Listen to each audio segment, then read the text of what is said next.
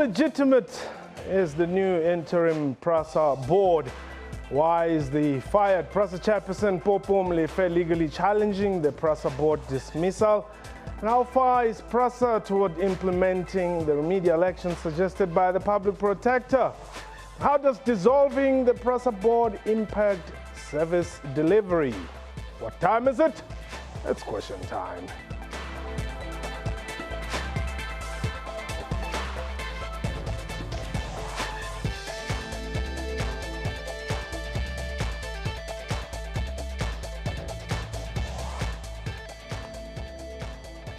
Hello and welcome to the show. My name is Mokonyana. Last week, Transport Minister Dipuo Peters dissolved the board of the Passenger Rail Agency of South Africa with immediate effect.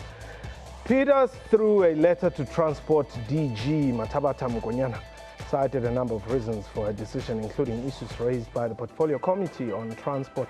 In a twist of events, though, the minister announced the appointment of an interim board earlier today, and it is to be chaired by former SANRAL CEO Nazir Ali. The decision comes amid concerns raised by the outgoing members about the legal implications of dissolving the former board. This comes in the wake of the appointment and then the sudden ousting of former Acting CEO Collins Letsoalo.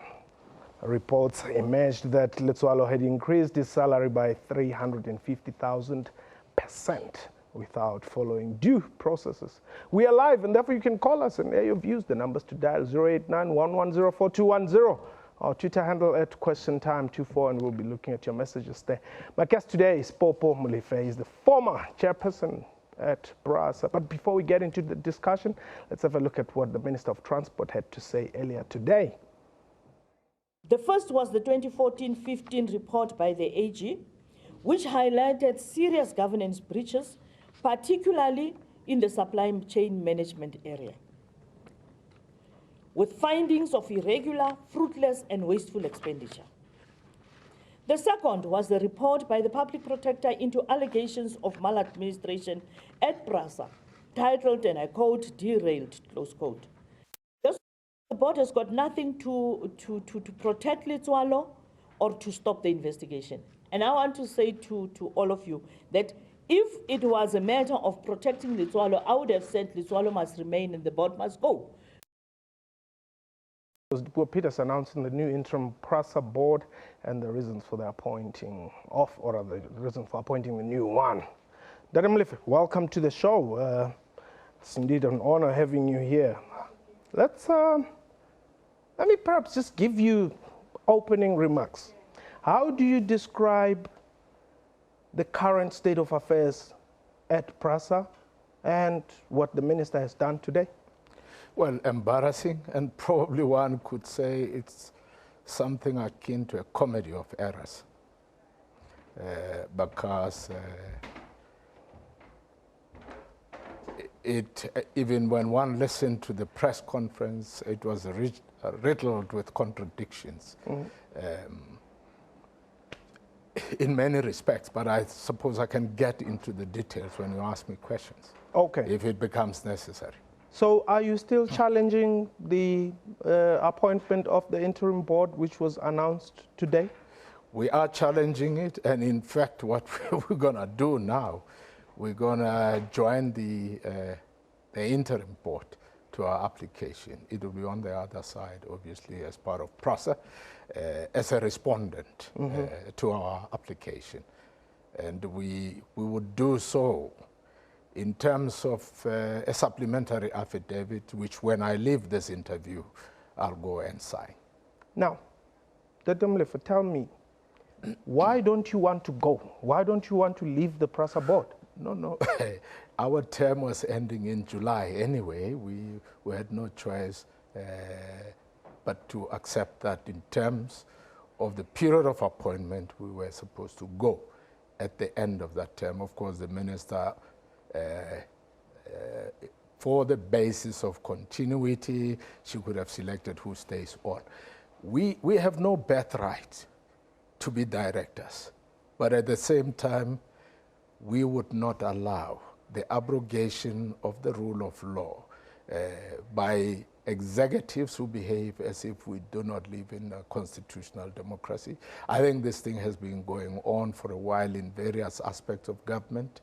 I'm one of those who spend years fighting to establish this kind of democracy and the constitution that enshrine the values of our people and high ethical standards that I am prepared to challenge anybody. But is it not the prerogative of the minister to appoint the board? It is the prerogative of the minister. Now, when she feels that you are not delivering, Popo Molefe, why don't you then say, thank you, I've played my part? The usual jargon which ANC comrades give that, you know what, the mandate I was given, I'm very grateful, I now look forward to other challenges. Why don't you pack and go? No. I would not do that, Mpo. It is not about the issue of performance. She can tell us that in court, and obviously establish the fact by way of evidence tomorrow. I mean on Thursday, when the case is argued in court. What did she say in Parliament? She says, no, there was a public spat. There was internal wrangling amongst the directors. That has never been the case. She says, I'm doing it in order to restore good corporate governance. The person who is saying she's restoring good governance, we have given her a letter when Siangena, a company given a contract of 4 billion irregularly, claimed that PRASA had given them a guarantee to pay them additional 800 million. We said, Minister, PRASA does not have the authority to give guarantees. Have you given any guarantees to anybody? You also don't have that authority. It is National Treasury that has the authority. Have they given that guarantee? 800 million of the taxpayers' money. To date, I have not received the response. Now, that is how good the corporate governance of the minister is. But in May last year, she wrote a letter, it was also in the Sunday Times, where she was expressing her unhappiness about the board and that there must be something that should happen as a matter of urgency. What unhappiness? Can you recall what she said? I recall when she said we must close the investigations, and we said we would not, because we are exercising our fiduciary duty and we are implementing the remedial actions of the public protector, and we are also following on the findings of the Auditor General, unlike other people who had to be forced by the Constitutional Court to accept that the public protector's remedial actions are legally enforceable and binding. We, on the first day, when we got the report, we said we will implement these remedial actions. Well, she said also, and that is good corporate governance, by the way. Yeah, she had said, even in that letter, that the train service had gotten worse under your leadership. The train service has been going down since 2008. It is precisely for that reason that we are procuring new trains, and we procured 20 of the trains from Brazil. 16 of them have arrived. We are waiting for the other 4, and we are building a factory to build the new trains. So we are busy dealing with that question. And in our turnaround strategy, which management is implementing, we are accelerating our work to improve the number of configuration of coaches from 6, 8 to 10, to 12, sorry, for every train, and to bring as many as possible trains into service. It's a process. The minister should have helped us when we interviewed and we had told the South African public and parliament that we do not want to be one of the many state entities who sit with acting CEOs forever. We wanted to appoint, we interviewed, we gave her the list of names, and we said, here is the best CEO we want for PRASA. What did she do? She kept on saying, I have to consult. I must consult the president. I must consult the cabinet. In the end, that process died under the water. If we had a leader for the executive team of PRASA, who are the people who are operational, not the board. The board is a non-executive board. It doesn't do operational work. We would be having a PRASA that is led properly. We would not even have had the debacle of Letsoalo in PRASA. Unfortunately, we don't have much time on the show. There's so much that I want to talk to you about. Why did you fire Letsoalo? Well, you know, firstly, he was seconded for 6 months. Yes. His term ended, and the board said, go back to your employer. Of But course, but his letter of appointment doesn't say he's seconded for 6 months. Well, when the minister addressed us, it said 6 months. Yeah, but the letter that I have and here. it says until further notice. No, Paul. But what you would know you you have rather another believe? letter. Do you have another letter of the minister that says I'm extending it to April this year? If it didn't end after 6 months, she would have had no cause to write another letter that says I'm extending the seconding period of Letsoalo. She was doing it because she had gotten wind that the board says now he must go back to his employer. That's why she wrote the second letter. And she would have to explain that, of course, in court if she wants to argue that it had not ended. Okay, so you fired him because his contract had ended. His contract had ended. Firstly, we had this embarrassing situation of a person who knew that his salary has to be determined by the board, just went and determined it with the executives and allowed them to write to the department to say the board has approved. That department also is a custodian of the Public Service Act and regulations, did not even ask for the resolution of the board in terms of which he was appointed, nor did they ask for the letter of the chairman of the board appointing him. I want us to go to the calls, and as we do that, I think we've got, is it Pakamani? Pakamani, I'm sorry for getting you to hold for so long. How are you, sir? I'm well, thanks for the call. You know, this guy that is sitting next to you there is a joke. You know why I'm saying this? Because he seems like he's a copy of Saudi Mussolini now. He don't want to go, but he's terrible of firing people, but he don't want to go. He's publicly saying that PRASA was going down since from 2008, but he was in charge there, so he's useless. Inkinga yakhe nje ukuthi isifiso sakhe akakasuthi safuna ukudla manje bona isikhathi samphelela. He must go.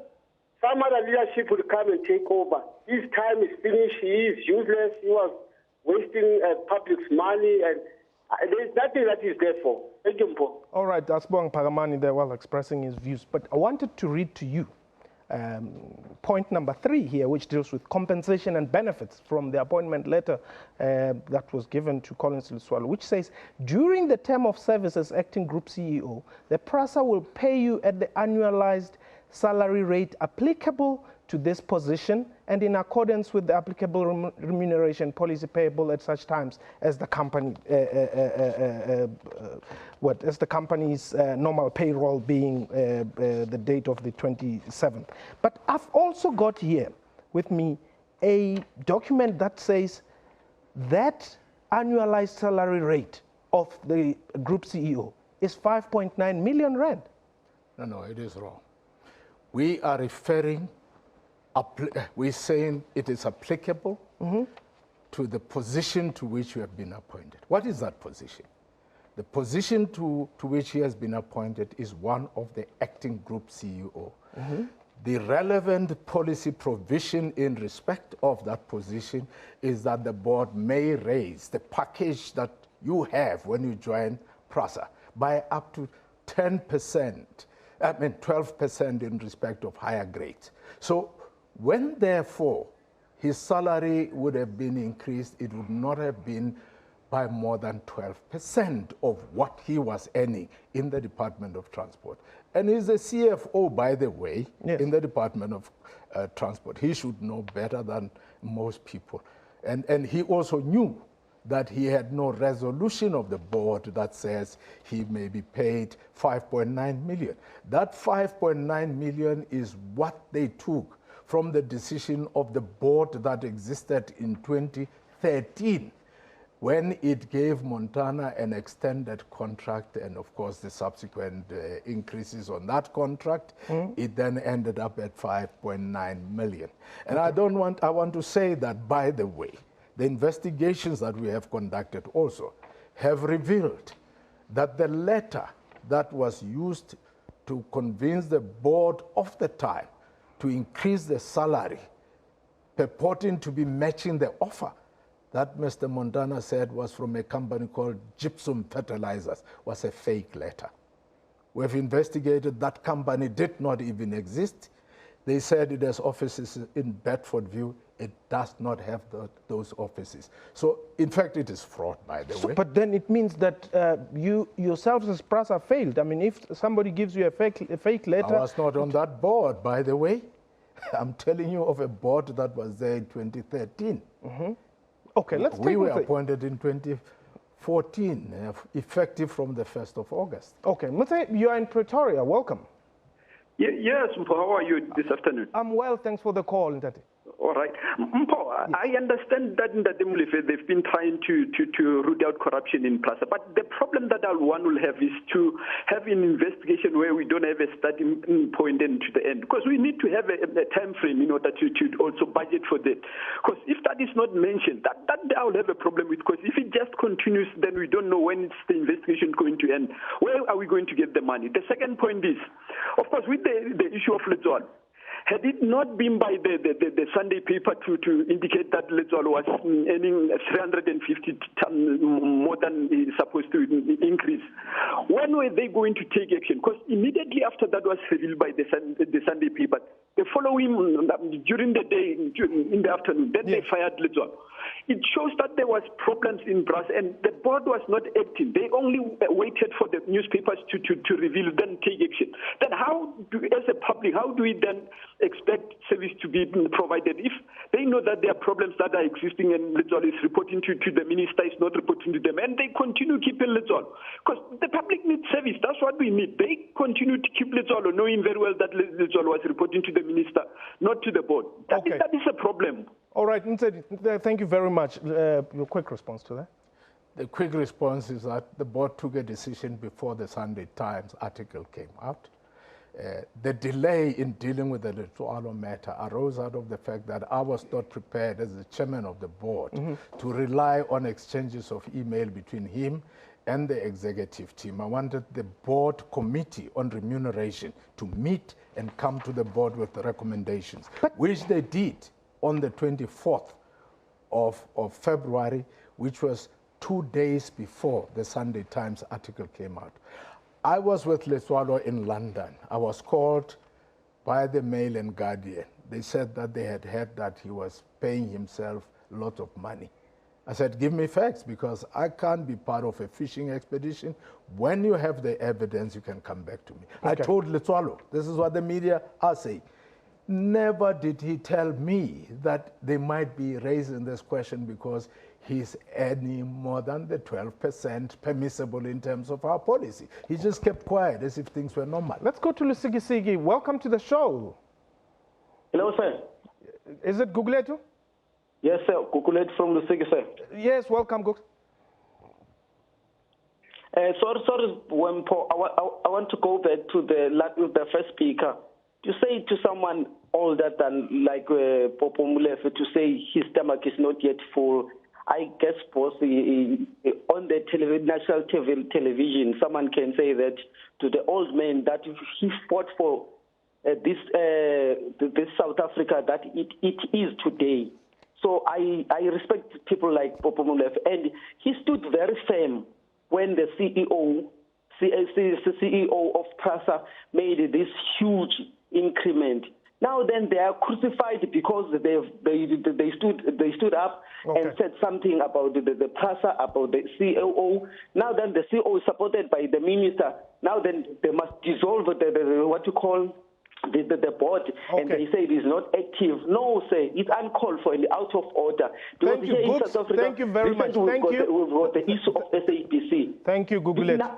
Gugulet, thank you very much. You've made your point there clearly. Well, feels that you need not be disrespected, and we agree. But there are also allegations that you yourself, Ntate Molefe, you are chowing there at PRASA.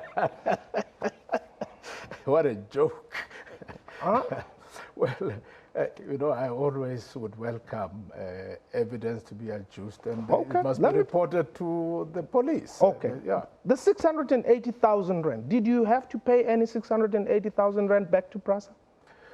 Well, I thought it was a good thing to do, the right thing to do, because when there is a dispute between the Auditor General and ourselves on the application of policy, instead of me sitting saying I'm not paying, I pay it back and fight after. And then when we have resolved the matter, the money can come back to you. Let me tell you why there was a problem. The board of PRASA during the time of Mr. Montana and Mr. Buthelezi adopted a policy in accordance with the National Treasury guidelines regarding remuneration of directors for extra work.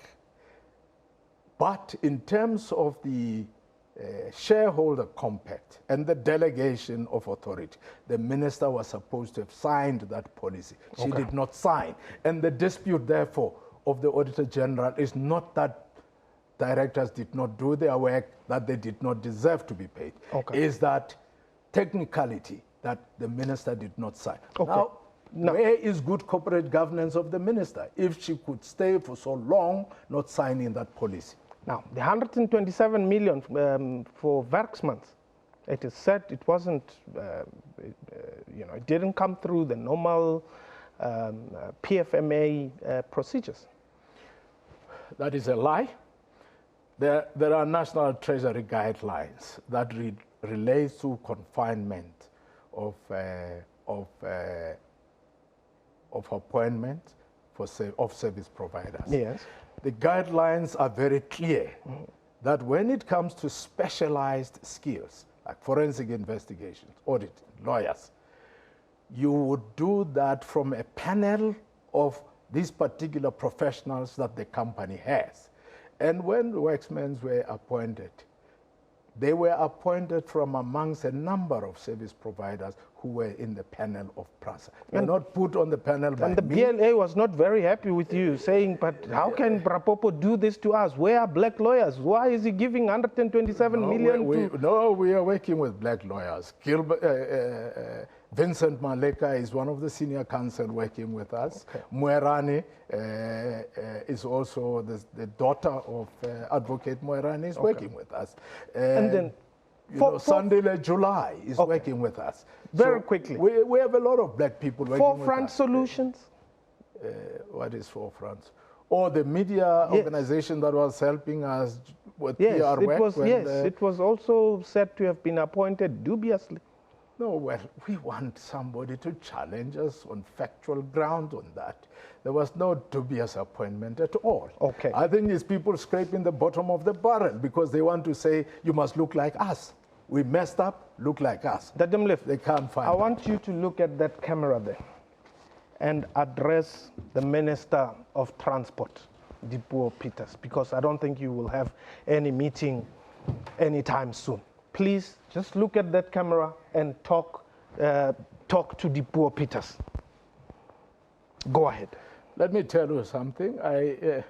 Minister Peters, I think your actions have actually been irregular. They have been unlawful, and they did not also reflect the action of a person dealing with a comrade that he worked with for many years and who has also served under you as chairman of Petro SA, and now pretending that this chairman who served the full 2 terms at Petro SA and even an extended 6 months of service, you now say that he suddenly does not understand good corporate governance. I think it is sad that we are where we are, but anyway, you have the opportunity to present to us in court your reasons, because you have failed to do so when we requested last week Friday.